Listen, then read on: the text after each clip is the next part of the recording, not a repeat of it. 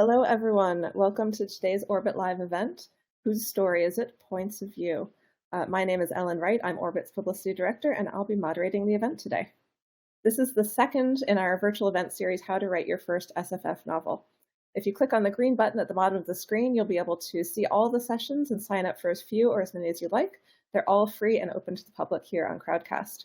You can watch a replay of last week's panel on choosing an idea for your novel, and a replay of this panel will be available after it's over at the same link you used to watch today. So if you missed some of it, you can come back and rewatch, or you can share that link with your friends.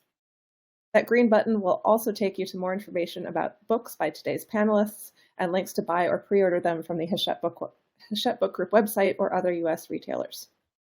We have a really good panel lined up today. I'm excited to talk to these folks. Brent Weeks is the New York Times bestselling author of the Night Angel series and the Lightbringer series of epic fantasy novels. Eliza Chan is the debut author of Fathom Folk, coming from Orbit in February of 2024. Louisa Morgan is the author of several novels, including A Secret History of Witches, and upcoming she has The Ghost of Beatrice Bird, out from Red Hook next month. And H.G. Parry is the author of several novels, also including The Unlikely Escape of Uriah Heep, and most recently, The Magician's Daughter. We're going to start off with some of my questions for the authors, and after that, we'll start answering your questions. Click on the button on the right side of your screen with the question mark on it to access the Q&A section and submit your own questions anytime during the event. You can also vote on other people's questions that you find interesting. We'll start with the top voted questions, and we may not get to everyone, but we'll answer as many as we can. All right, let's jump right into things. So today's event is about point of view.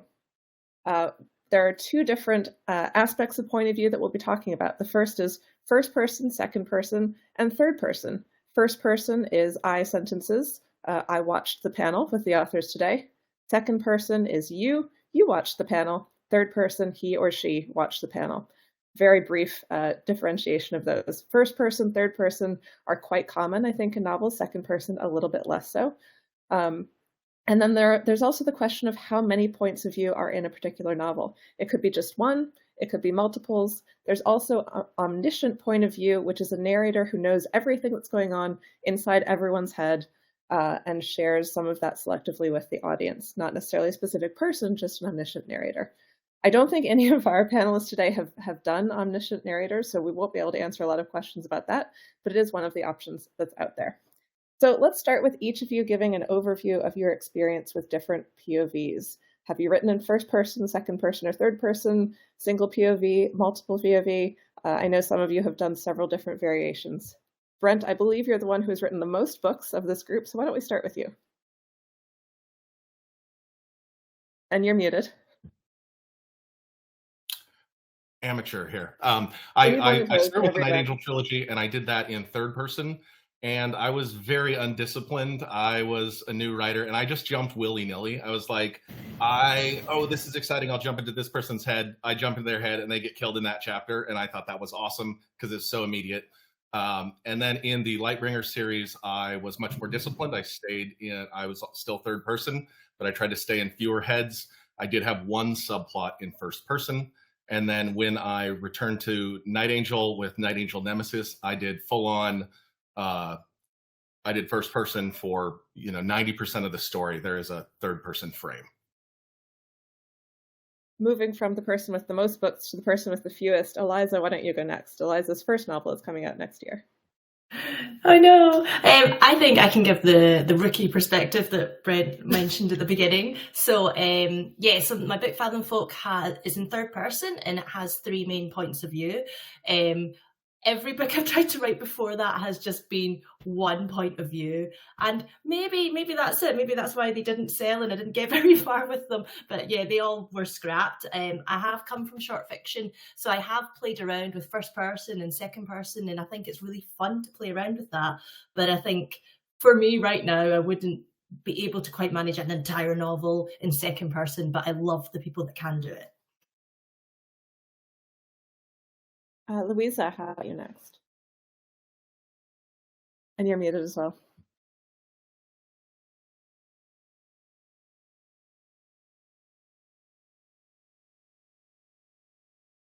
Still muted.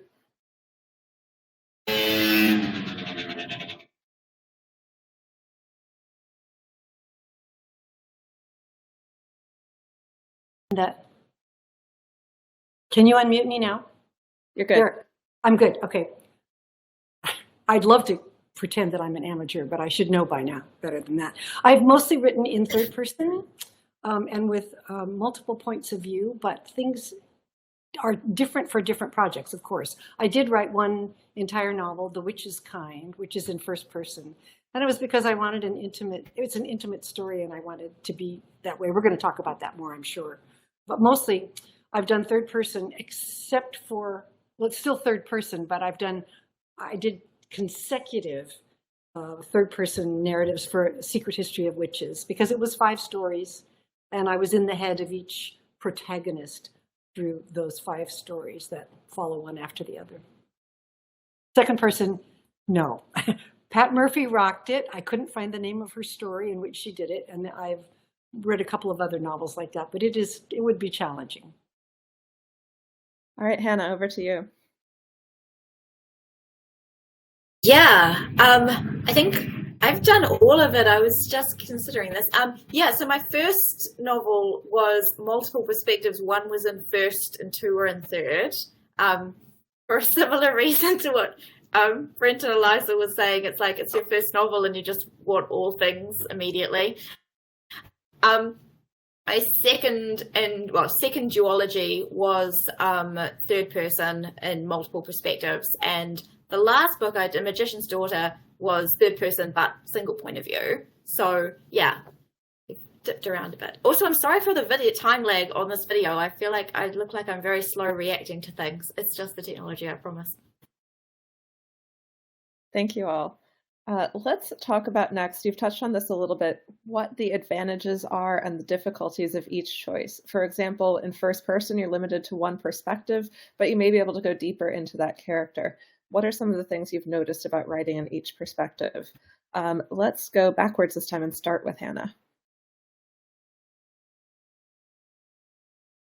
Oh, advantages. I think the advantage of first person is that, first of all, it makes the story a lot more intimate and it's a lot more personal and it's a lot more, you can get a lot deeper into what do these events mean to this one particular person rather than this overview of the events themselves. I also think it lets you kind of build a character from the inside out. So if you're doing third, the character is a lot more about what they look like, what their gestures are, what they talk like, and as well as what's inside their head. Whereas if you get their voice immediately, and that's the voice of the novel, then it just puts you a lot closer to their point of view, and it gets you inside their head a lot better. And it lets you play with that gap between what they're saying and what they're really feeling a lot of the time in a really interesting way. Obviously, the disadvantage is that it restricts to what your character is seeing and feeling. It can also make the story, I think, feel a lot. The plus side is that it makes it feel very intimate. The downside is that it can make your story feel a lot smaller. So if you've got a story that's set in a great big epic sweeping world and you're just telling one character's path through that, then you're sort of sacrificing that scope for being inside their head. Whereas with third, you can get a lot more of a sense of scale. There's a lot more leeway play with the narrative voice. I think you can sort of decide a lot more what you want the tone of the story to be rather than it being the tone of the story is this character's particular voice. But obviously the downside is that can be a bit more distancing, I think. And obviously, it's not obviously not impossible, but a bit harder to get really deep into what someone's thinking and feeling. I think, there's probably more, but those are the main ones that jump out at me.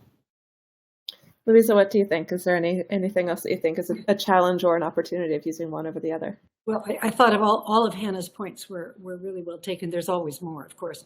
I'll just go a little bit more into the advantages and disadvantages of first person, because having done an entire novel that way, I felt it was a real learning experience for me, because I can't recall that I've ever actually done that before, except maybe in short fiction. And obviously we've talked about it being more intimate. It's more immediate in a way, because everything that happens feels very much like it's right now, especially if you're identifying with the protagonist. The disadvantages, about the character not knowing everything, I actually think is an advantage, because it creates that sense of tension and mystery that draws people through a story. So things are happening to our character. She doesn't understand them. We don't understand them either. And we read on to find out. And the way around it is, of course, the supporting cast, the other characters, and the way they react, and the hints and clues that they give in dialogue, which I think is the best tool we have for that sort of development. So I really liked doing it the first time. I don't know if I'll do it again, but it worked for that book. So Louisa did a deep dive into first person. Eliza, what are your deep dive thoughts on third person, since that's what Fathom Folk is? I think third person can be incredibly useful if you are trying to show there's different perspectives. Because the thing about first person is, as everyone's already mentioned, it's very inner monologue. It's very emotional. It's quite difficult. I know people have done it well, but if you have an unlikable character and your whole thing's in first person, you have a real danger of putting a reader off. So what I love about third person is you can have people with different perspectives and show what's going on in their head. But then also what they're saying out loud can be completely different to what actually they're thinking in their head. And that sort of jumping about makes the world more expansive, and it kind of shows that not everyone thinks the same way as perhaps one perspective. All right. I have a few specific questions about single and multiple perspectives. I think that is a choice that a lot of people are making, probably particularly in science fiction and fantasy. So about multiple perspectives, how do you all plot out each character arc? Is it each one is individual? Do you plot out the overall story and then decide what character should tell each part? What's your approach to planning with multiple perspectives? Brent, why don't we start with you? Total mess. That's too honest. I'm supposed to be teaching here. Like what I end up trying to do is I try to pick out a bit of the emotional arc, and then of the major characters, and see like how did those work together?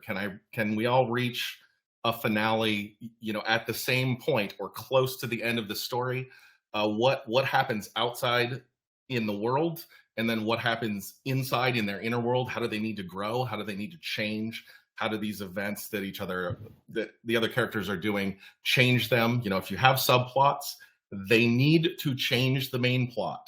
Otherwise, that's a lovely story, that has nothing to do with this book. And I've been tempted to write a subplot that actually never touches the main plot. So you're sitting there thinking as a reader, it's going to come in, but it just doesn't. It's like, it's a little too experimental, I think. So I decided not to do that.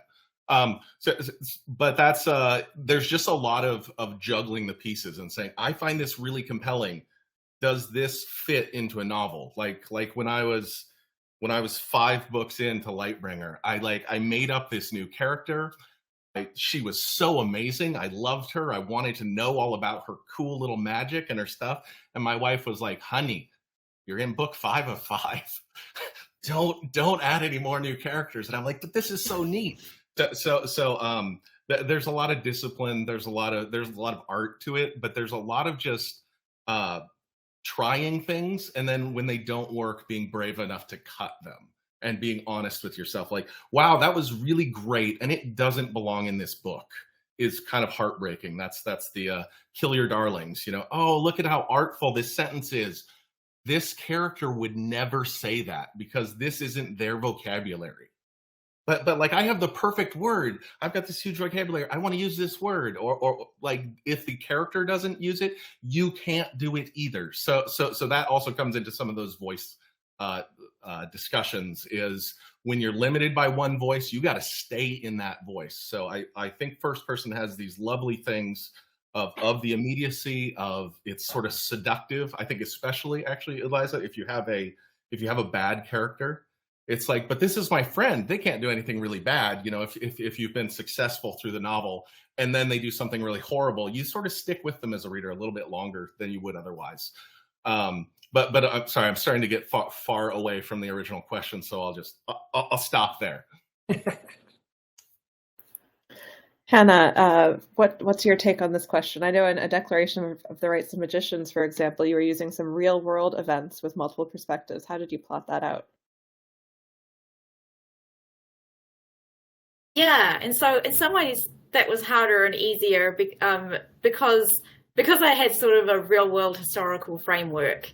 It was a lot easier to go through and go, okay, so where would these characters be at these particular points in history, and then start looking at the point, okay, where would these intersect? Where are the points? I mean, I think when it's juggling multiple perspectives, it's always that question of who has the most at stakes in the scene or at this moment, and they're the ones that ought to be telling the story. So when you have like a historical point, it's like, okay, so where are the most kind of crucial emotive parts of these stories? How are these characters experiencing? And then how can you kind of weave these together to make a tapestry? And I think there's also, with those books, I really wanted to juggle the perspectives so that you started out with a real world history with kind of real world historical figures, and then by the end you were moving more towards a fantasy history and characters who didn't necessarily have a voice in real world history were coming to the fore. So it was a matter of waiting. At the start we're prioritizing certain figures, but then we're letting them fade out, and these characters that we're trying to sort of keep in the background a little bit, we're now allowing to come forward and take over the story in a certain way. So yeah, I think that's a lot. It's a sort of jumping back and forth between juggling, where the emotive beats are for the characters, but also when you're stepping back and looking at the story as a whole, whose story is it? What story are we telling? How do we want that, that drama to play out? So yeah, I think it is really messy because you are sort of like jumping back and forth between, well, as you are with Lots to Know, you're jumping back and forth between the needs of the characters and the needs of the story, and how are these hopefully combining to make something, really compelling at the climax. Eliza, what was your approach to plotting out the various perspectives? I'll tell you what my first draft was. So my first draft, I initially wanted just to follow one character because that's what I'd done before in all the novels that didn't quite make it. And I did that thing that I'm sure a lot of people do is, they're new to this place, so great, I can put all the world building in, show them round. And then I got to about 30% and I was like, but what I really wanted to show was the depth in the community and the disagreements in the community of the Fathom folk. And that wouldn't make sense for a new character to know all those relationships and all the past history and everything that had gone on. So that's when I went, maybe we'll jump to this person's point of view, where someone who has, is like a second generation Fathom folk in the city. So then I brought them in. I thought, great, okay, two points of view, I can deal with that. Then I think after the first draft, when I showed it to some people, they said, but the most compelling character is the antagonist. Why haven't you got anything from their point of view? And then I went, yeah, that completely makes sense, because the other two characters are quite, there's lawful good and there's chaotic good, but they're both good. We want to see the other side. We want to see someone that's against the system, that is just, in it for their own needs. And that's quite an exciting perspective to build in. So basically, I drafted this about 4 or 5 times, kept adding more and more different points of view. And the antagonist person became more of a majority point of view. I wouldn't recommend this as someone's method, but I would say it's part of the learning experience, and sometimes you don't know how the book wants to be written, certainly as a rookie writer, until you start it. And it's actually completely okay to say, I'm going to make this a multiple point of view, or actually, no, I'm going to switch it all into first, and maybe it will take you years, but I got a publishing deal at the end of it, so keep trying. Louisa, you had a unique multiple POV plotting challenge since you did a Generation book where it's not, multiple POVs interweaving, but one after another. What was your approach to plotting out that story? It was just, each one was completely individual. So I started with one character with her voice and her emotional state all the way through her story, and then on to the next one. The third one is a what we might call an antagonist, but I love writing bad guys. So I thought that was really fun to be in her head and her point of view, because what she wanted and what she expected out of her life and what she went after were completely different from the 2 characters that had followed her. And then the 2 characters that come afterward were also individual. You had the original question was about emotional arcs. And I love that Brent said, this is messy, because writing novels is messy.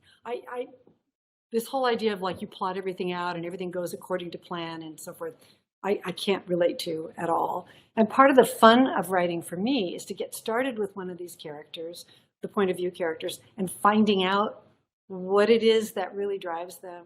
And so I'm more of a pantser in that regard. So the character develops as I write. And those surprises that you find along the way are, for me, the deepest satisfaction of creating a novel from basically nothing. I mean, you're building something with the only tools are in your head or in your research. So that's part of the joy of it. So I would never plan out an emotional arc. I know the ending for each character. I know whether they make it or not, and they don't always make it. But to plan every step along the way of their emotional development or collapse or whatever it is would suck the energy out of my work, I think. So for me, that's the best way to do it.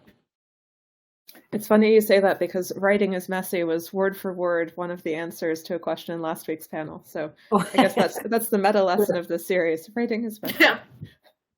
Another question about multiple perspectives. A few of you talked about this a little bit, but do you rotate equally between all the characters' stories? Is it a little bit more dependent on who the character is? Have you ever included a POV who only had 1 or 2 chapters but really needed to convey some, important information? How do you handle that balance of different perspectives? Hannah, why don't we start with you this time? Yeah, I mean, I think I touched on this earlier with the Shadow Histories books when I was talking about how I wanted the story to kind of move from being in the province of certain characters were kind of historically recognized sort of, traditional characters, and then move to less traditional characters who, and so forth. So yeah, that was part of that balancing act, was to kind of be like, this is where the majority of it's going, but how much do we keep? So basically, like Rib's Gear, who obviously isn't late the first book, that's not a spoiler, that's history, like Wilberforce and all that, that was sort of the majority of the first book, and Fina and, and Haiti was sort of slightly more in the background, and then about bringing those to the fore. And I did also in those books have a few chapters or a few scenes that were from the point of view of characters who had nothing, who were not sort of voice characters from the rest of it. They were, and those were, because with those books, it was trying to keep it personal, but also trying to give a sense of the scale, that this is a global history, global change. It's affecting the whole world. So occasionally, you do want to visit a battlefield, dip into someone's head and do something a bit more cinematic. Often characters who don't make it, or characters, or even a little bit omniscient in parts. So yeah, it's about, it's kind of about trying to stick to the main story, but also trying to like duck in and out occasionally and let it have that kind of growth and scale occasionally. So yeah, I think that was what I had to do with that one. Whereas other books I've done were very much, it's about one person's path through this action, and it doesn't really matter what's happening elsewhere if it's not affecting this one character deeply. So yeah, it's a balance. Brent, how about you? How do you handle the ratio between different POV characters? So this part is just a lot of work. So I will, and this is the beautiful thing about writing, is readers don't care how many iterations there have been. They don't care how bad the first draft was. All they care about is the final draft that they finally see. So if it takes you 14 drafts and it takes somebody else 3, or people will lie and say, oh, I only write first drafts, but fine, let them do that. That's their marketing thing. Nobody cares. What they care about is the quality of the finished product. So what I do is I keep in mind, like, what story am I telling? And if you want to add to the difficulty, you say, what story am I telling in this book versus what story am I telling in this series? So with Lightbringer, we start with Gavin Guile, who's sort of the most powerful man in the world, and through the series, he's going to go down, and he is going to bottom out, and then through his son, who's he doesn't even know about, who's at the bottom of the bottom. He starts at the bottom and he's going to climb throughout the whole series over 4 five books and 1.5 million words. That's the big arc. And then in each book, you've got another arc. But you're telling a story, and in each book, I brought forward certain characters more to be like, this character is going to dominate this book a little bit more, so they're going to be more in focus. And then within that, I'm juggling the points of view to make sure that the biggest characters have the most compelling and the biggest page count. I read an epic fantasy series where like the character I was most interested in was in the first scene and then did not appear until the last scene, and I felt jilted as a reader. I was like, I just want to know what happened to that guy, and they weren't there. So as a reader, I keep the reader in mind, and then as I'm moving this, I with multiple points of view, depending on how tight your chronology is between those points of view, I track where is the pacing at, and where is my reader at emotionally. So like, okay, I've got, oh man, the main character is going through 2 really rough, slow sequences in a row, and I can't really break those up. Well, okay, here's a stopping place. So they're 2 different chapters, but it's long. It's like, I might look and see, do I have another character who's doing something a little more exciting? Just for those readers who are like, man, I can only handle so much of this talky talk stuff. You know, different readers want different things. Or if you're in a real emotional trough, like do you want to let up on your readers at certain points, or do you want to really push them down? So you got to think about those things. And so your different characters will help either alleviate that or push the pace forward. And so you just try out different things. You move it around and go, okay, that works. Except it screws up the chronology. Well, can I fix that? And something to realize with all of these choices that you're making is that art thrives on limitations. So the limitations of each point of view, like that's where your roots grow deep, and that's where you're actually going to be creative, is the stuff that's really hard. You're going to be like, I don't know what to do with this thing. And then you just agonize over it. And then you go, oh, I need to do this. I've never seen anybody do this before. Oh, maybe you're doing something new there. So the hard stuff is the good stuff. So don't be afraid of it. Louisa or Eliza, do you have anything to add on this subject? Well, I just think it was interesting. I can't remember exactly how you posed the question, but in your notes, I noticed that you said, do you ever have a point of view character that just comes in for maybe 1 chapter or 2 chapters in a whole book? And my feeling is that it breaks the balance to do that. I've always thought that if you're giving a character a name and a point of view, then they're important. And if you don't give them a point of view, if you want just to be supporting characters, then that's okay if they're not there that often. But my rule of thumb is if a character shows up only 1 time in a whole book, you don't name the character, because you don't want to fool the reader into thinking, okay, I better pay attention, I better remember this. Hopefully we're giving them lots of other things to think about, other storylines to follow, other drama to be engaged with. I do think that having mentioned that, a slight aside, all supporting characters should be characters. They should not be just, as in opera, we used to call them spear carriers. They're just standing off to the side in an interesting costume. I take some of my guidance from that from some of the old Golden Age Gothic writers like Mary Stuart. I swear her side characters have a life of their own, even if they're only on the page a short while. So I add that in to make things messier. I would just add in I think Brent just summarized everything so much better than I could, but I would just add from a practical point of view, how I tried to do what he's described, but in probably a simpler way. From a practical point of view, is stuff like index cards, or just like get a highlighter and highlight each of your characters in different colors, lay it out, either physically lay it out or on your computer, look at it, and you can see, as Brent said, if there's a character at the beginning and then you don't see them for 10 chapters, that's going to be really frustrating. So make sure they're scattered in, not exactly equally. We're not going to do an ABC, but just so that you feel that flow in the pacing that he's talked about. But yeah, practical point of view, I use index cards and highlighters. I know people use Scrivener and stuff, but having it in front of you can be really useful. Yeah, in Scrivener, I used to use physical index cards, and then I move things around too much, and I would have to move the tape too many times. So Scrivener does the same thing, but like I still do this. I literally color the index cards. So it's like blue, blue, blue, blue, blue, blue, blue, blue, blue, red, red, red, red, red. Oh, this isn't balanced. Like, you've been away from the characters that you care about, because different readers are going to gravitate to different characters in a multi-point of view, and that's good. That's great. You know, you might even like different characters than some of your readers like. So I absolutely agree, Eliza. I do the same thing. Absolutely, it's really helpful. So about single perspectives, have any of you who have done a single POV story run into a situation where you needed to convey some critical information to the reader, but the POV character didn't have it? How did you handle that? I'll let anyone who wants to answer that jump in, since I'm not sure which of you it might apply to. Well, I always did it in dialogue from another character.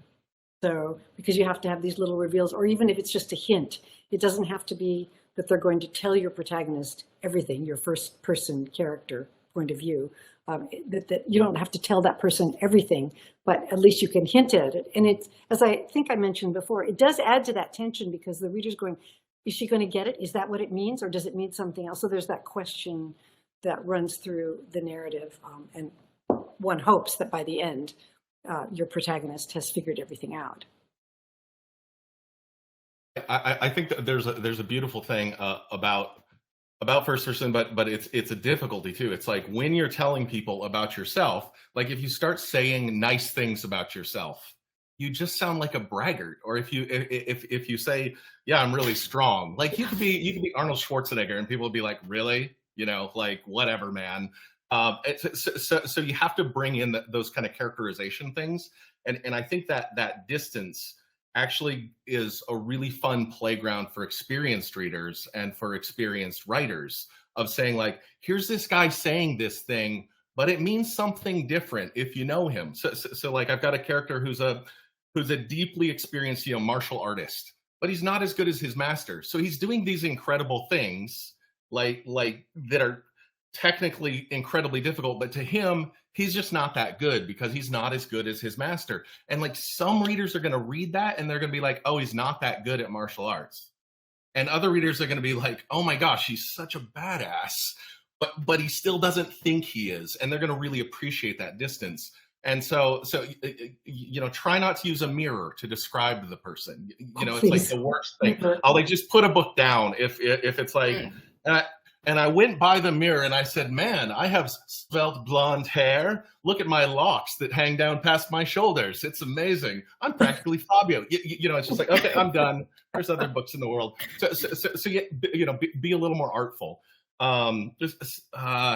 Shoot, there was something else I was going to say, but I lost it. So that's fine. Maybe it'll come up in the questions. Anyone else have something to add there? Yeah, and this is it's a slightly different thing, but with Magician's Daughter, which was not first person, it was third person, but I was sticking, you know, very close to the main character all the way through. And then I sort of got to the end and I was like, there's a moment at the climax where I really need to, you know, it can't stay with her I, without giving too much away. I need to see what's happening to everybody at once. So that was kind of interesting. So I was like, can I actually, having been with this character the whole way through, can I suddenly break and tell what all the other characters are experiencing in that moment? And I basically thought I could, if I kind of make that a big enough moment. So make that about a point. It's a point where something, you know, huge and dramatic and crucial is happening, to the point where it's breaking the perspective and it's breaking the boundaries of the story that I've set up so far. So that was a way of, I seeded it a couple of chapters, you know, a couple of chapters earlier. I had a similar moment. It was a moment where magic was breaking through into the world, and I set up a couple of chapters earlier. I set up a moment where you also had something magical happening, and you broke perspective for like one sentence. So it wasn't coming too out of the blue. And so that when you're getting to the climax, you could actually make that a moment where you could suddenly sort of jump perspective for everybody for the first and only time in the book.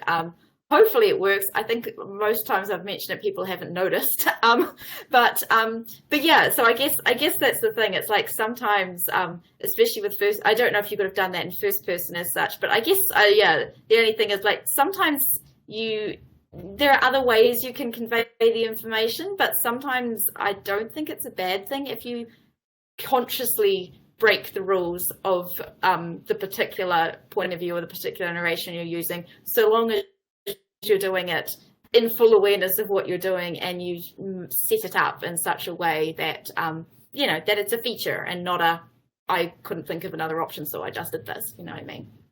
If I could just add to that, because that's very well said, pedagogically, it's so important to know what those basic rules are, because random head hopping will get an agent or an editor to put your manuscript down. So you don't want that. Know the rule and then break it wisely and with awareness that that's what you're doing, and being really creative, as Hannah is, of course, you can make it work. But it's important to understand that you're doing that it's not just messy. Be messy about other things. Yeah, like if you can get away with breaking the rules, you do get away with breaking the rules. And people do break the rules and get away with it. All the time. And that might be you. Like it's probably not, but it might be you that you can be like, everybody says, I was on a panel once and I was a very young writer, and they were like, whatever you do, don't kill the dog, and I see all the wise heads nod, and I'm sitting there going, I kept my mouth shut, wisely maybe, but I was sitting there going like, I'll kill the dog if I want to. And I killed a horse once in a story, and readers were really mad at me about that. So killing, there are these rules that maybe you can get away with it. Maybe in your world is so brutal that the dog gets killed, but just understand, enough readers are going to close the book at that point. And there will be a few readers who are like, oh my gosh, I've never seen anybody willing to kill the dog. This is brilliant. So you're gonna lose some, and that you got to be willing to pay the price. Like when I went from third person in Night Angel to first person with Night Angel Nemesis, it was still the same group of characters. I had people who are like, I don't like first person, I'm out. Just would not read it because they really, really like third person. Just period. And like 1 star. I don't like first person. And you're just like, well, I needed to do this, so I'll take my lumps. Okay, sorry. Like as an artist, I needed to write it this way. The story benefited from it. It's a better story. So suck an egg.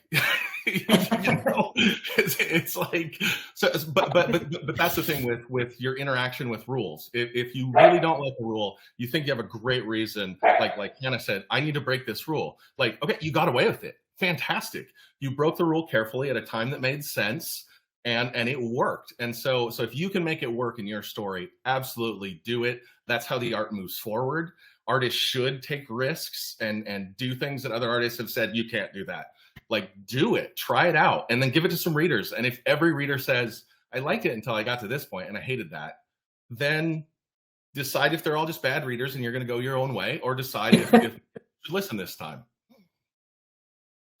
Except for the rule about the mirror. I think the rule about the mirror should never be broken.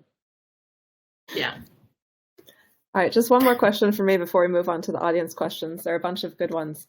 My last question is, at what point in your planning do you make decisions about POV? Is that something you know from the beginning, or do you decide farther on?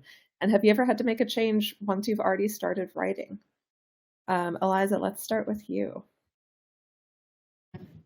I've already given my spiel on this. Yes, I did have to make a change. At what point did I know? When I realized the story just wasn't working from one point of view, when I was getting a bit bored of the character, and I was getting really frustrated with myself because I wanted to show more of the world and couldn't do it through her eyes.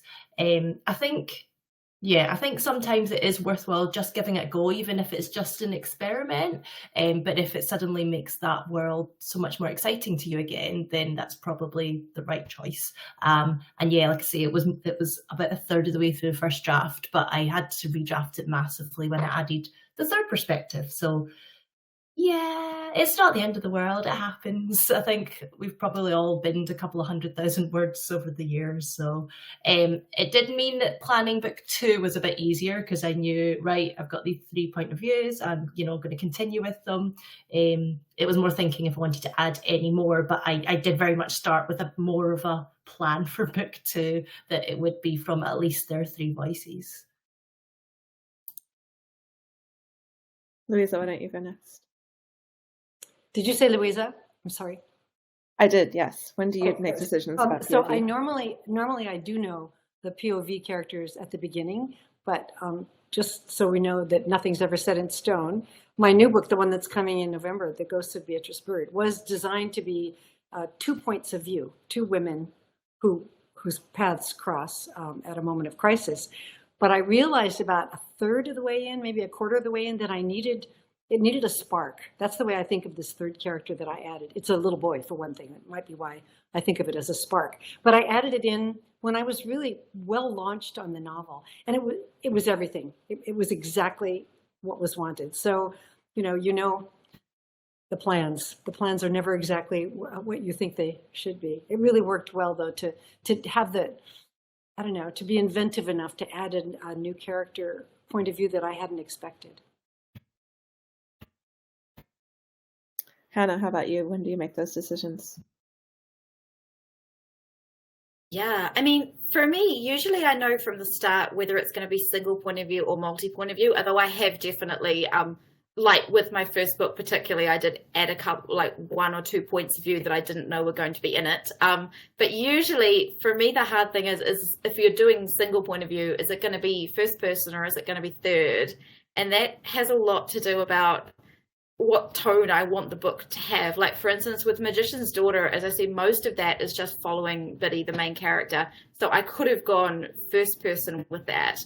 But it was about, with that book, I didn't really want it to have the voice of it was about a 16-year-old character, but I didn't want it to have the voice of a 16-year-old character. I wanted it to have kind of a fairy tale vibe that I knew I could do in third, but obviously she wouldn't be thinking of herself in fairy tale tones. So that would change the whole view of the book. I also wanted to be able to, because she was younger, I wanted to be able to say things about her and the way she was viewing the world that wasn't so close to her, that she wouldn't think about herself, or she wouldn't have the perspective to think. So that was why that went into third instead of first, even though it's staying really closely to her feelings.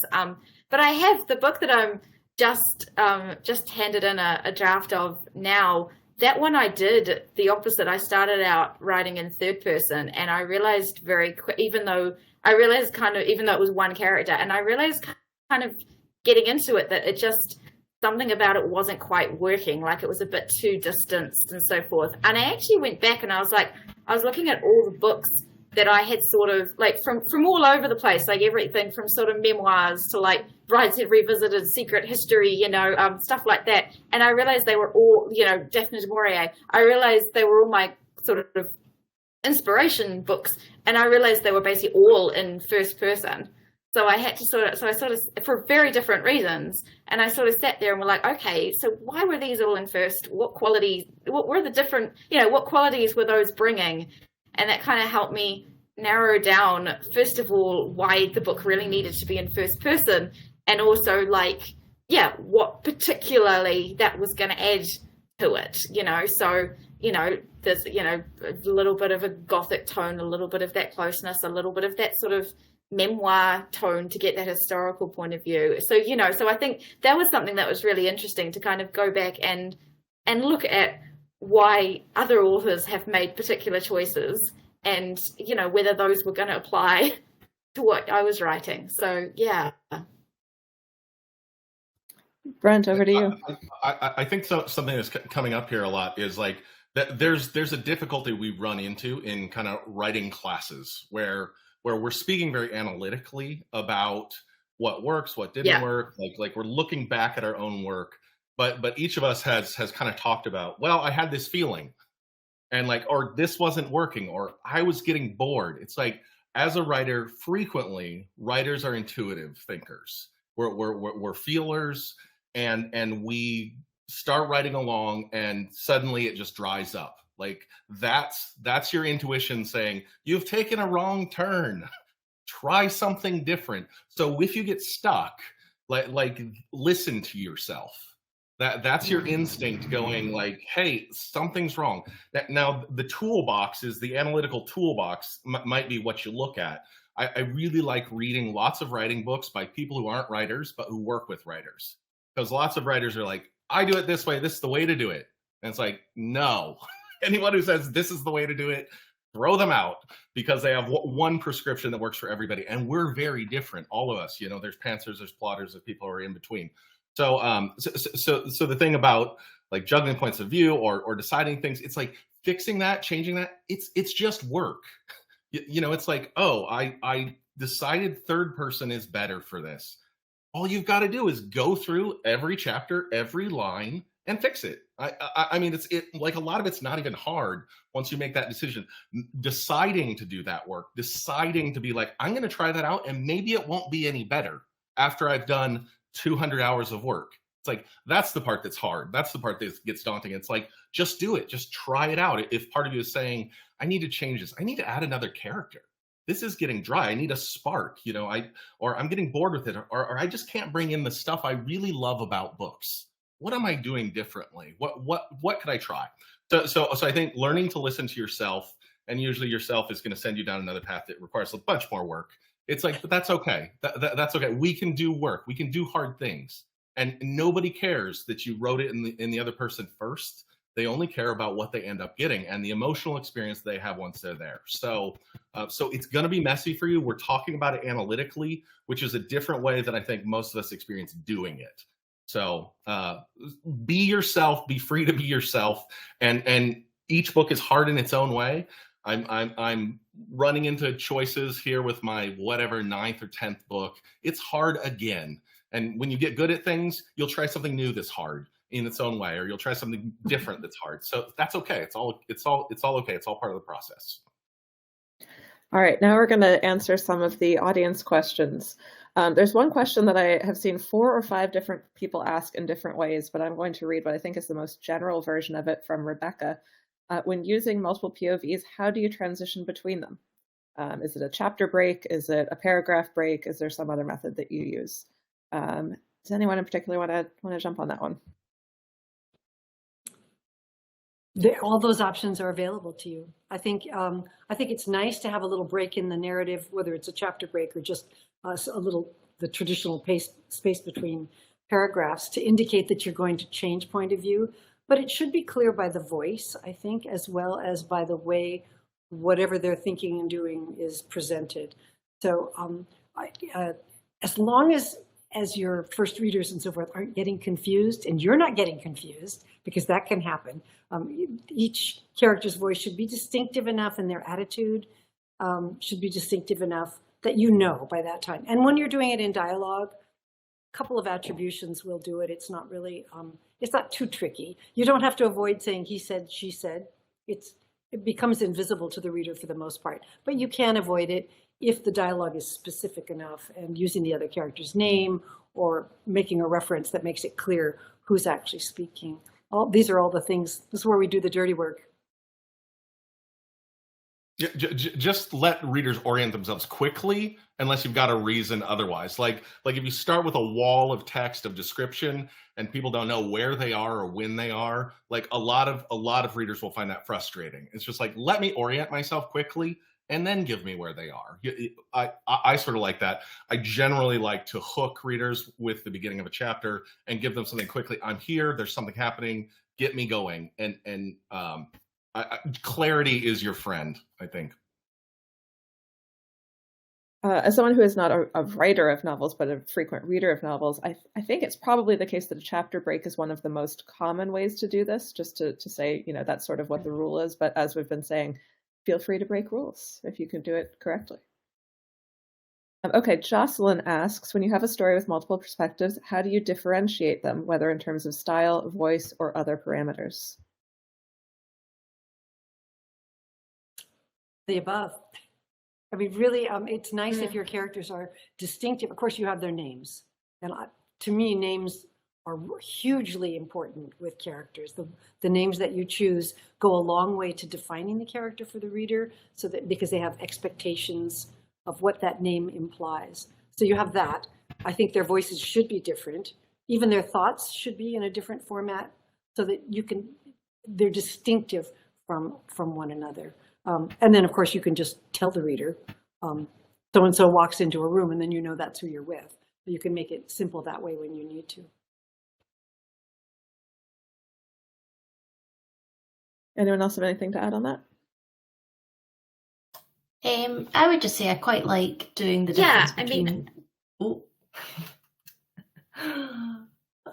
No, sorry, that's the video lag. I'm miles behind everyone else. Keep going, please, Eliza. Right, I'll finish. I quite like as well as everything Louisa said, is differentiating is a little bit in between the dialogue, actually having a bit of that person's internal monologue, because often we do think a lot of things ourselves that we don't say, depending on the situation. And obviously you would only get that from whichever character's point of view you're with. So that's quite a nice way that's not been mentioned yet that I like doing. Yeah, that's good. Yeah, I was just going to say very much what you were all saying, but yeah, I just think it helps if you go back and look at sort of the first sentence when you're changing point of views and just think, what's something that is going to immediately just orient the reader in that character's head? And that can be really interesting in a way of thinking about characters too. I mean, the obvious is, don't say something like, the barn was red and there was a horse in it, because any character could be thinking that. But I mean, yeah, it's just interesting if you sort of think, is this character going to be immediately thinking analytically? Is it going to be about feeling? Is it going to be about their physicality? Is it going to, so what are some kind of things that are just, when the reader sort of gets that first sentence, they're immediately back in that character as opposed to another one. And that's, I think that's an interesting thing for building the character as well as for orienting where the reader is.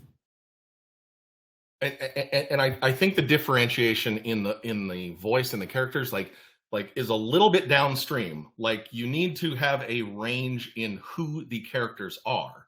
Like, if they're all dudes, they're all noblemen, they all do magic, it's like, okay, no wonder they all sound the same. They're in the same fraternity, they've got the same lingo. It's like, these guys are all the same person to me as a reader. It's like, they should be very different. They should come from different classes. They could be different races. They could be from different countries. They have different outlooks. And so from choosing characters, especially if you have a lot of characters, choose from a range that becomes relevant through the story. If they're all noblemen, they've got all a narrow slice, or they're all really rich dudes, they've got a very narrow slice of life that they're talking about. So give it that range. That'll make your world feel fuller. And then it will come out naturally, because somebody who's poor, who comes into court for the very first time, even if they're dressed appropriately, is going to feel really different than the king, who this is just his office. So it will come out as those characters, and if you've made good choices about who those people are in the first place. That leads nicely into Lex's question, which is, I've often heard it said you should keep to the minimum number of POVs you need to tell the story, that each added one makes more demands on the reader. How do you know when you need to add a POV to a story versus trying harder to make it work with the ones you already have?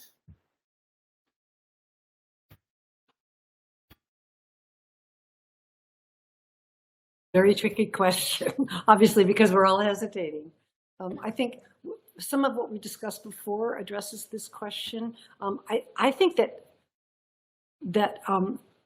Lexi's, I think it was Lexi, that her repeating of the rule that you should use the minimum number of points of view that you can to tell the story is not a bad starting point, because you want your reader to forget their reading and just be able to lose themselves in the story.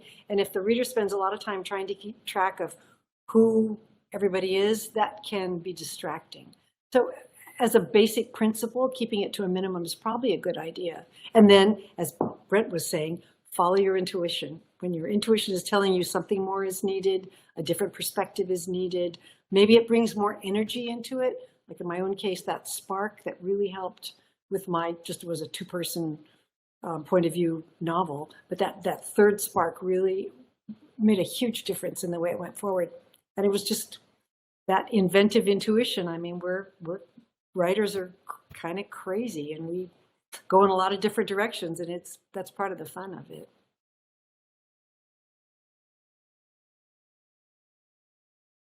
Okay, there's another question that several people have asked in different ways that I'm going to try to combine into one for our final question, because we're running out of time, which is about trends in POV. Someone said, it feels like there are trends as in other aspects of writing. Someone else said, why is omniscient not as popular as it used to be? Obviously, Lord of the Rings was written in omniscient POV. Do you all have any thoughts about trends in POV, and what do you think is most popular now? What might happen in the future? Brent, do you want to start with this one? Oh, I was thinking I've talked too much, so I shouldn't start. Basically I ignore trends and I write for what I think this story needs. And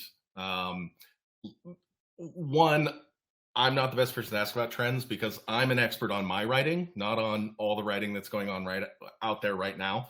But two, like there's trends in a lot of different ways in fantasy. And like, if you are chasing the trend, you're always behind and you're always entering a crowded field. If you write what you're passionate about in a way that you think solves the problem, I need to tell this story in present tense. Oh man, I've never seen that before. Maybe it's been done a million times, but if you haven't seen it before, it's like, I need to write it this way. Just do it. Like, this solves a problem in this story structure. This story structure requires this. Okay, do that. And then you might be at the beginning of a trend rather than chasing a trend. And then you've got the book on the shelves that's just like 50 other books and 20 of them did it really well. And that always puts you behind the curve. So I like to try to avoid trend chasing, period. That's all I got to say. Hannah, what are your thoughts as someone who has written in several different versions of POV? I mean, again, yeah, I fully agree. I'm terrible at trends. I think reading widely, looking at, paying attention to different points of view and going, so that you kind of have a toolbox, so that when you're writing a book, you can ask yourself, what is best going to serve the story? And the more widely you've read, the more you can kind of go, you know what, first person present, that feels like right. But I mean, having said that, say when I was juggling first and third for my first book, because I was like, Dickens did that in Bleak House, that'll be great. So it's not necessarily about the most recent trends, although a lot of times you do get to see people breaking through. It's really just a matter of, the more widely you read, the bigger toolkit you have, the more you can start thinking, all right, is this going to be, why is this writer doing this? And is this what's going to serve me best, if you know what I mean, or the story best? And, then you can just have fun with it. I'd just like to say quickly about trends. Brent really nailed it, that, you don't want to write to the trend, because by the time your book makes it onto the shelf, there will be 49 others, and some of them might be really great. But if a trend inspires a writer to write another story, a new story that follows that trend, but maybe is done in a different way, a fresh way, then that's another rule that I think we could bend and allow our creativity to take it on. All right, Eliza. Yeah, I don't feel like I'm chasing trends so much as, similar to what Hannah said, when you're reading quite widely and you're reading a lot of people you admire that are writing right now, and you kind of hear their voices, it sort of makes, it does feel, even though we're writing fantasy, something a bit more modern about the voices that we're writing in. And I mean, we are writing more queer characters, more like people of colour, and maybe like present tense or like first person stuff. Because we said that point about, Tolkien wrote in Omniscient. Yeah, he did. He also wrote like chapter long prologues and ballads that went over 20 pages. That's also not generally what people are writing now. And I think we can enjoy that. But when we read it, we can kind of feel like it's got that vintage feel to it. Whereas when you read something more contemporaneous, it feels different. And I think we're not necessarily chasing those trends as we're inspired by them, as other people have said. And there are things that might come round in cycles, you know, as Hannah said about Bleak House, or I've seen a lot of the epistolary sort of writing come back, which used to be trendy in the Victorian era. But it's more just people playing with things they enjoy, and possibly they go in and out of fashion. But I don't feel like I'm personally chasing the trend, but I am influenced by what I'm reading and what's out there right now. Yeah, that makes a lot of sense. All right, we are definitely out of time. Thank you everyone for attending. If you haven't already, you can sign up for more sessions by clicking on the green button at the bottom of the screen. We've been talking a lot about planning today, and in fact, the next panel, which is next Monday, is about planning.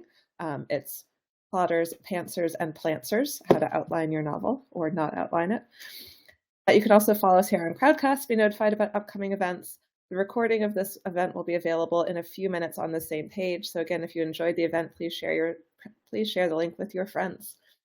Thank you everyone for attending and for your great questions. And thank you to Brent, Louisa, Eliza, and Hannah for sharing your wisdom.